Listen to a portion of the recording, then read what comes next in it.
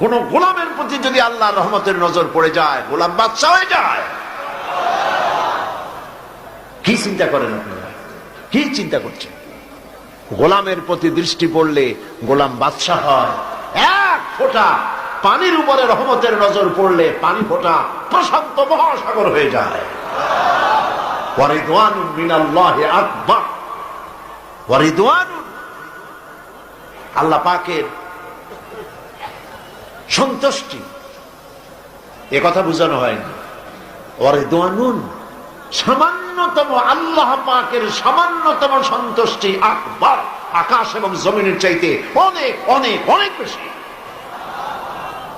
আল্লাহ পাককে খুশি করবেন, আর আল্লাহ পাক খুশি হবেন শীত থেকে বাঁচতে পরে। কলিজার মধ্যে এই কথায় পাথরের মতো শক্ত করে জমায়ে নেন। কোন পীর সাহেব, জীবিত অথবা মৃত, কেউ আমার ভাগ্য পরিবর্তন করতে পারবে না। আমার ভালো আমার মন্দ সবটা করতে পারবেন কে? এক আঙ্গুল আকাশের দিকে উঁচু করে বলেন, কে করতে পারবেন?